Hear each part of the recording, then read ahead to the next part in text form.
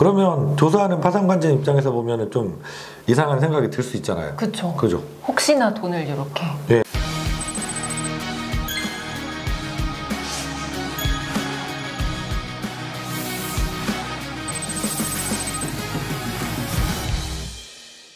안녕하세요. 회생파산TV 김영용 변호사입니다. 안녕하세요. 아나운서 전지우입니다. 법무사님, 우리가 개인 파산하는데 법원에서 가장 유심히 보는 게 뭐죠?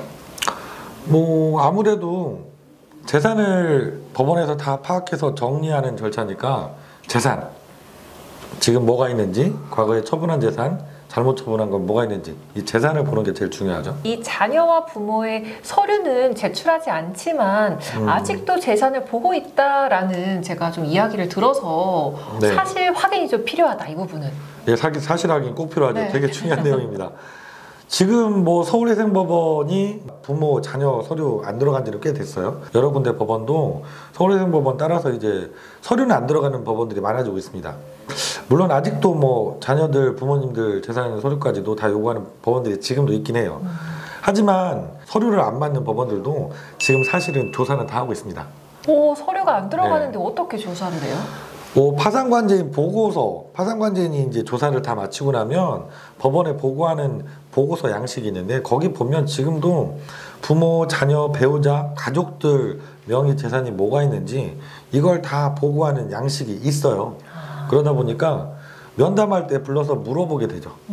그래서 물어보는 과정에서 재산이 있다라고 발견이 되면 추가로 자료를 요구하게 되는 경우들이 지금도 많이 생기고 있습니다. 그러면 이 부모와 자녀의 재산이 좀 상관이 있다라는 이야기신 거잖아요. 이렇게 생각하시면 될 것 같아요. 나는 빚이 많아서 재산이 없어요. 내가 예를 들어서 뭐 5년 전에 빚이 되게 많아져서 갚지 못하는 상황이 벌어졌는데 그 전후로 해서 부모님 명의로 재산이 생겼어요. 아니면 자녀 명의로 재산이 생겼어. 특히 자녀 명의로 재산이 생겼는데 자녀가 또 나이가 또 젊어요.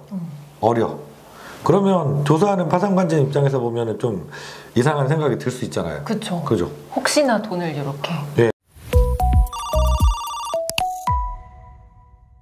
네. 예를 들어서 20대 자녀가 아파트를 갑자기 샀다. 나는 망했는데. 그러면 조사할 필요성이 있겠죠. 네. 마찬가지입니다. 이렇게 상식으로 생각하시면 돼요. 파산관리인들이 조사하다가 그런 게 보이면 면담하면서 질문을 쭉 했더니 뭐 자녀들이 뭐 부동산이 있다고 해요. 자동차가 있다고 그래요. 근데 그런 재산 정도 만들 만한 아직 나이가 안 된 것 같거나 경제활동 능력이 안 돼 보이면 그 재산 어떻게 마련한 건지 소명하라고 하게 되겠죠.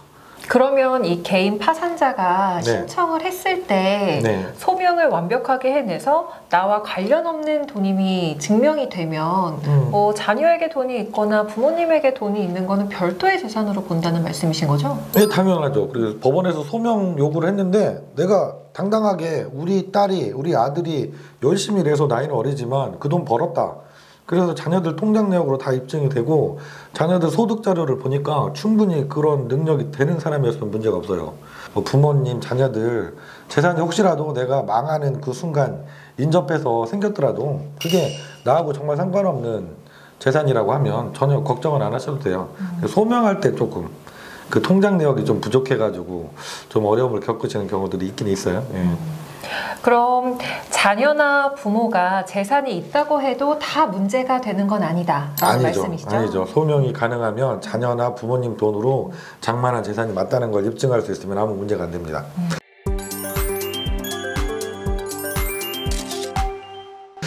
근데 부모님 재산 관련해서 좀 특이한 경우들이 생기는 경우가 있어요. 어떤 경우죠? 부모님이 재산을 남기고 돌아가셨을 때. 상속재산. 네, 상속재산이 있을 때. 그때는 좀 특이하게 문제가 의외로 많이 발생하는 일이 생길 수가 있습니다. 근데 법무사님, 네. 부모님이 돌아가셨다고 하더라도 상속재산을 개인 파산 신청자가 포기하면 별 네. 문제 없는 거 아닌가요? 말씀하신 거 맞거든요. 상속 포기라면 뭐 부모님이 돌아가시면서 상속재산을 엄청 많이 남겼어도 나는 포기했으니까 상관이 없어요. 근데 이제 일반인 분들께서 법률을 잘 모르시는 분들이 실수를 정말 많이 하는 게 상속 포기를 법률에서 규정하는 상속 포기가 아니라 그냥 형제들 모여서 도장 찍어주고 나는 안 받을 테니까 형이 다 가자. 뭐 아니면 아버님이 돌아가셨으면 엄마가 다 가져. 이렇게 하고 인감 하나 떼어주고 인감도장 서류에 찍어주는 걸 상속폭이라고 생각하시는 경우들이 많거든요.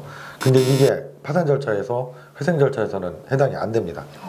정식으로 가정법원에 상속포기 신청을 해서 결정을 받았을 때만 상속포기로 인정이 돼요. 상속인들 형제나 뭐 살아계신 부모님 중에 한 분 모여서 협의분할 계약서에 도장 찍는 거 이거는 법원이 상속포기로 인정을 안 해요.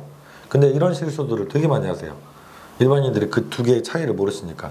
이게 가장 조심하셔야 되는 부모님 재산 관련한 문제예요. 오늘은 그 제목처럼 내가 파산 신청을 해서 진행하고 있는데 과연 자녀들이 재산이 있을 때, 부모님이 재산이 있을 때 문제가 될까? 법원에서 지금도 그걸 조사하고 있을까 설명을 드렸어요. 조사를 지금도 한다. 그리고 문제가 되는 경우도 있다. 하지만 자녀들이 모은 돈 그리고 부모님 돈으로 마련한 재산이라는 걸 입증만 하실 수 있으면 아무 문제가 되지 않는다라고 말씀드렸습니다. 네, 오늘 영상도 여러분 많이 도움이 되셨으면 좋겠고요. 다음 시간에도 좋은 내용으로 다시 좋은 영상으로 찾아뵙도록 하겠습니다. 시청해주신 우리 구독자 여러분 고맙습니다.